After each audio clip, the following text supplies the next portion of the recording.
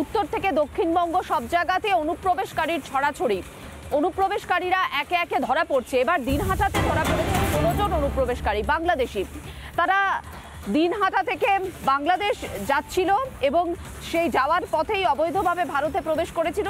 এর আগে 4 থেকে 5 বছর আগে যখন ভারতে অনুপ্রবেশ করেছিল তারপরে তারা চলে গিয়েছিল সরাসরি দিল্লিতে এবং নয়ডার কাজ করতো তারা। বাংলাদেশে ফেরার পথেই তাদেরকে গ্রেফতার করা হয়, অর্থাৎ আবারও বাংলাদেশি গ্রেফতার। এবার দিনহাটাতে গ্রেফতার করা হলো 16 জন বাংলাদেশিকে। 16 জন বাংলাদেশি তারা 4 থেকে 5 বছর আগে ভারতে আসে, এসে দিল্লিতে যায়, দিল্লিতে কাজ করে, নয়ডায় কাজ করে, তারপরে তারা আবার বাংলাদেশে ফেরতও যাচ্ছিল। মানে যা ইচ্ছে তাই করি, যখন ইচ্ছে ভারতে চলে আসি, ভারতে কাজ করি, ভারতের সমস্ত সুযোগ সুবিধা নিই, আর তারপরে আবার বাংলাদেশে চলে যাই, এইগুলো চলছে। আর এবার 16 জন বাংলাদেশিকে এভাবেই গ্রেফতার করা হয়েছে যখন তারা আবার বাংলাদেশে ফেরত যাচ্ছিল, তখন সরাসরি কিংসুকের কাছে চলে যায়। কোন সীমান্ত এলাকা থেকে কিংসুক এদেরকে গ্রেফতার করা হয়েছে? নিজের ইচ্ছে আসছে, যাচ্ছে, কোনো বাধা নেই, কিছু নেই, আসছে, নিশ্চিন্ত ঠিকানা পাচ্ছে, ভারতের কাজ করছে, ভারতের সরকারি সুবিধে পাচ্ছে, তারপর আবার চলে যাচ্ছে। এই তো হচ্ছে বাংলায়।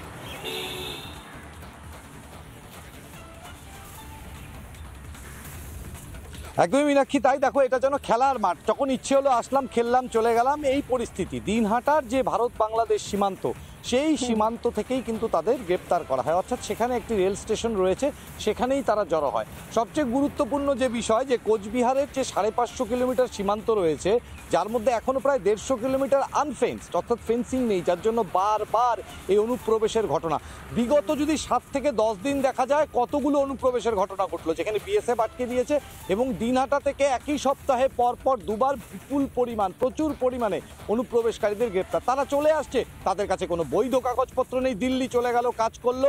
কিন্তু অপারেশন সিঁদুরের পর যখন এই অনুপ্রবেশকারীদের নিয়ে ধরপাকড় শুরু হয়, ভয়ের চোটে তারা ফিরে আসে নিউ কুচবিহার স্টেশনে, সেখান থেকে দিনহাটায় পৌঁছায় এবং সেখান থেকেই তারা আবার পুনরায় বাংলাদেশে যাওয়ার পরিকল্পনা করেছিল, আর সেখানেই তারা আটক হয়। অর্থাৎ তুমি যে কথাটা বললে, যে যখন ইচ্ছে আসছে, ভারতের সুবিধে নিচ্ছে, চলে যাচ্ছে, এই কারণেই তো বারবার ফেন্সিংয়ের কথা বলা হয়।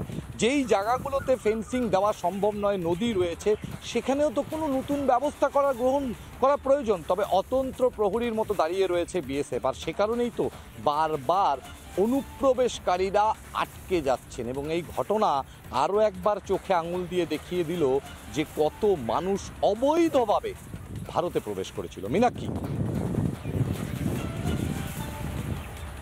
একেবারেই ধন্যবাদ কিংসুক তোমায়।